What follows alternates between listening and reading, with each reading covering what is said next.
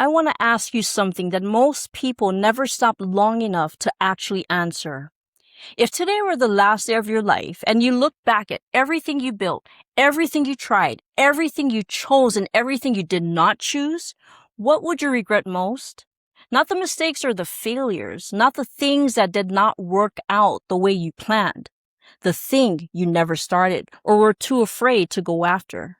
That question changed everything for me. Not when I was young enough to feel invincible, when I was almost 50 and the reality of a life half lived was no longer something I could push to the back of my mind. And it is that question that is going to drive everything we build together in this season. Because most people are not stuck because they lack information. They're stuck because they have never made the vision that they're carrying specific enough, strong enough, and grounded enough to survive the seasons that are going to try to take it from them. And that is what we're getting into today. By the end of this episode, you're going to have a clearer and more specific picture of what you're building or moving toward than you ever had before. And you're going to have the foundation tools that make the vision something you can actually hold on to when life gets loud.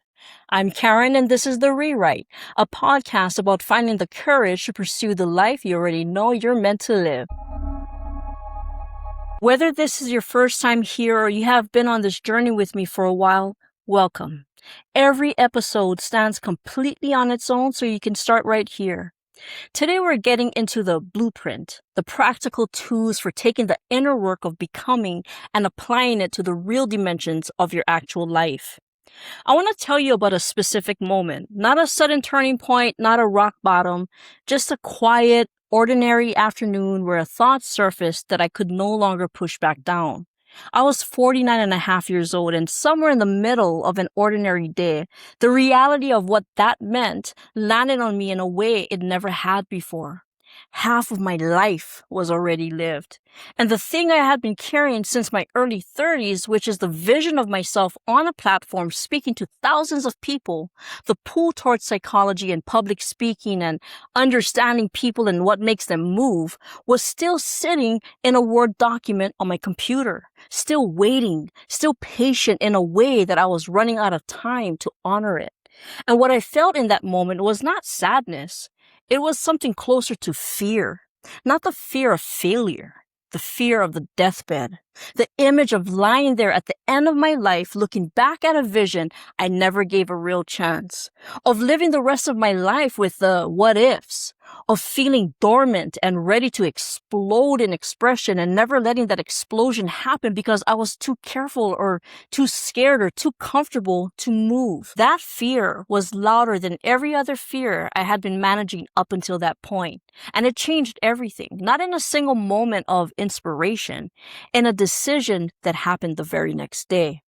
I started researching how to podcast. I pulled out the Word document where I had started writing my book years earlier, and I began again. I moved everything in a forward motion, one step at a time. I got my LLC, and what I discovered in that process is something I now believe is one of the most important truths about building anything meaningful. Moving made me keep moving, and I have not stopped since. But here is what I want to tell you about those 20 years between the vision and the moment I finally moved on it. Something held it. Not discipline. There were years where the discipline was nowhere to be found. Not consistency. There were long seasons where I set it down entirely. Not confidence. There were moments where I was convinced I had waited too long and the window had closed. What held it was my faith. My personal, unshakable belief that what I had seen in that moment in my early 30s was real. That the pull I kept feeling towards certain things was not accidental.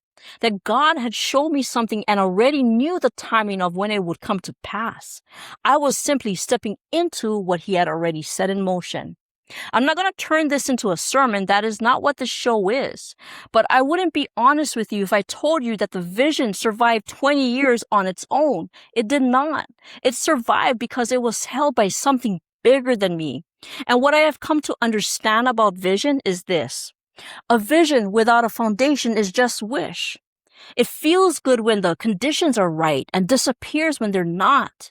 But a vision that is anchored to something real, something that does not move when your circumstances do, is the kind of vision that can survive 20 years of not yet and still be standing when you're finally ready to build on it. That foundation is different for every person, but it has to be something. And getting honest about what yours actually is, not what you think it should be, but what it has actually held you through the hard seasons, is one of the most important things you will do before you build anything else. Now, let's get into the work.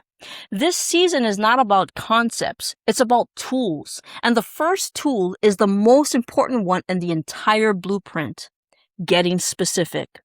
Most people have a vision, or at least a feeling that functions like one, a vague sense of something more, a pull towards something they cannot always name, a restlessness that shows up in the quiet moments and refuses to be completely silenced. But a feeling is not a vision. A feeling is the beginning of one. A real vision is specific enough to direct your decisions, clear enough that when an opportunity arrives, you can measure it against the vision and know immediately whether it belongs in your story or not. Detailed enough that you can see it, feel it, and almost taste it before it has actually arrived. And most people have never gotten that specific, because getting that specific requires you to commit. And commitment means accountability. And accountability means that there is now a version of yourself you can fail to become, which is terrifying in a way that staying vague never is. But here's what I know about getting specific. The more clearly you can see the vision, the more directly everything you do can move toward it. And the more directly everything moves toward it, the faster it arrives. Vagueness is not being realistic. It's protection. And what it's protecting you from is not failure. It's accountability. Because the moment you get specific enough about what you want, the gap between where you are and where you said you want to be becomes impossible to ignore. So here is your first action step. And I want you to do this, not think about doing it, actually do it. Step 1, write the vision in present tense as if it is already real. Not I want to, not I hope to, but rather I am, I have, I do. An example would be, I am someone who honors my body every day. I am strong, consistent, and building a version of myself that has the energy and vitality to show up fully for everything that matters to me. I have a home where my children feel safe, seen, and deeply loved. I have relationships that are built on honesty and genuine connection. I do work every day that aligns with who I am and why I am here. I do show up consistently for what I am building, even when nobody is watching. Write it in present tense of the version of yourself that is already living it.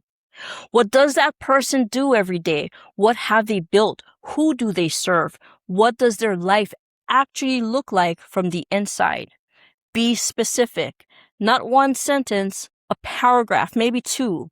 With enough detail that if someone read it, they would know exactly what you're building toward. Now, here is the science behind why this works. Research on mental imagery and performance has consistently shown that the brain responds to a vividly imagined experience in ways that are remarkably similar to how it responds to an actual experience. Athletes have used this for decades. Surgeons use it. Musicians use it. The mental rehearsal of a specific outcome done with enough detail and emotional connection begins to wire the brain toward that outcome before it has physically arrived. When you write your vision in present tense with clarity and detail, you're not pretending. You're programming. You're giving your subconscious mind a clear and detailed picture of what to move toward. And your subconscious, which drives the vast majority of your daily behavior without your conscious awareness, gets to work making your life consistent with what it has been shown. That is not wishful thinking. It is how the mind actually functions. And writing it down rather than just thinking it adds another layer of commitment that the brain treats differently than a passing thought. So write it in present tense with enough detail that it feels real when you read it back. Because the clearer the picture, the more directly everything you do can move toward it. Step 2. Identify the one decision you make every day that either moves you toward that vision or away from it. Not the big decisions, the small one. The one that happens every single day without you realizing it is a decision at all. The one where you either choose the vision or choose the comfortable, familiar thing that keeps you where you are. Write that down too. An example would be, if your vision is a deeply connected family, the one daily decision might be whether you put the phone down when your child is talking to you or whether you half listen while you scroll. Another example is, if your vision is to build something of your own, the one daily decision might be whether you spend 30 minutes working on it before the day takes over or whether you tell yourself you will get to it later and later never comes. Because the gap between where you are and where your vision lives is not crossed in one giant leap. It is crossed one daily decision at a time. And you cannot make that decision consistently until you can see it clearly enough to recognize it when it shows up. Now, let's talk about the foundation underneath the vision. Because here's what I have learned about watching people build or move towards something and watching what they're building fall apart before it could take hold. Two people can have the same vision with the same level of clarity and the same amount of desire behind it. And one of them will build something that holds through every hard season, and the other will start every other time life gets difficult. The difference is almost never the vision. It is what the vision is standing on. So I want to ask you one question that I believe is the most important one in this entire episode. What is your vision standing on? Not what you want it to stand on. What does it actually stand on right now when the evidence is not confirming it, when the people around you are not celebrating it, when the season is hard and the easier choice is to walk away? What is the thing that has held you in those moments? If you can answer that question honestly, you already know your foundation. And if you cannot answer it, that is the work, not the vision work, the foundation work. Because a vision built on nothing is only as stable as your best day. And none of us can sustain a life built only on our best days. For me, the answer is my faith. I have been clear about that on this show. It is what held a 20-year vision through every season that tried to extinguish it. But whatever your foundation is, and I mean whatever it genuinely is, not whatever you think it should be, get honest about it. And if you're building or moving towards something without one, that is the most important thing to figure out before anything else. Action step number 3. Write down what your vision is actually standing on, your foundation. Think about a house. You can have the most beautiful design, the most best materials, the most skilled hands building it. But if the foundation underneath it is weak, everything built on top of it is temporary. It might look solid for a season. It might hold up through the good weather. But the moment a hard storm hits, the cracks appear. Not in the foundation where the problem started, in the walls, in the floors, in the structure that everyone can see. And no amount of patching the surface fixes a foundation problem. That is exactly what happens when you build a vision, a goal, a life on something that cannot hold the weight of what you're trying to construct on top of it. It looks fine until it doesn't. And when it starts to show the cracks, most people patch the surface and wonder why nothing holds. The foundation is never the visible part, but it is always the most important part. One tells you where you're going, the other tells you what will carry you there. Write down your foundation alongside your vision, because the vision and the foundation belong together on the same page. The last action step for this episode is the simplest and the hardest at the same time. Move. Not when you feel ready, not when the fear subsides, not when the circumstances align or the plan is fully formed. Now, today, one step. I'm a big believer in taking a leap of faith, but I also believe in being responsible about it. You don't have to burn your life down to answer your calling, and you don't have to make a reckless decision to prove you are serious about the vision. You just have to move. Because here's what moving does that deciding never can. It creates evidence, real, personal, undeniable evidence that you're someone who acts on what you believe rather than someone who thinks about acting on it and never does. And that evidence compounds. Every step you take makes the next step easier, not because the path gets clearer, but because you get more certain that you're capable of walking it. And if you fall, which you will at some point because everyone who is building something real does, you stand up twice. You do not stop. You do not start over. You keep pressing because the vision does not wait for you to be perfect. It waits for you to be persistent. And persistence starts with one move today before you talk yourself out of it. So before the next episode, I want you to do 4 specific things. Not only think about them, do them. First, write your vision in present tense. 1 paragraph, specific enough that someone who read it would know exactly what you are building toward. Like a blueprint, as I mentioned a little earlier in this episode. Second, identify the one decision you make every single day that either moves you toward that vision or away from it. Write it down because you cannot make a better decision consistently until you can see it clearly enough to recognize it when it shows up. Third, write 1 sentence that describes what your vision is actually standing on right now. And if it's not standing on anything solid yet, this is the moment to ask yourself what it should stand on. What resonates so deeply with you that it could hold the weight of everything you're trying to build through every hard season that tries to take it from you? For some, it's their faith. For others, it's a legacy they want to leave. For some, it's the people that they're building it for. Whatever it is, it has to be real enough to hold when nothing else is confirming the vision yet. Write that down too.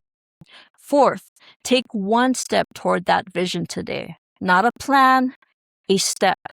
Regardless of how big or small it is, something that moves something forward in a real and tangible way before you go to sleep tonight. Because even the smallest step taken consistently in the right direction will eventually produce something undeniable. The size of the step does not matter as much as the direction it is moving you in. Just move. That is it. 4 things.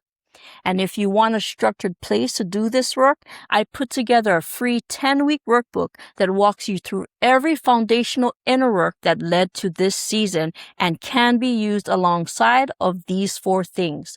It is completely free, and the link is in the description below.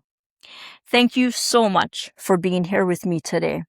If this episode landed for you, make sure you're subscribed so you don't miss an episode, and share it with someone who has been carrying a vision they have never gotten specific enough about.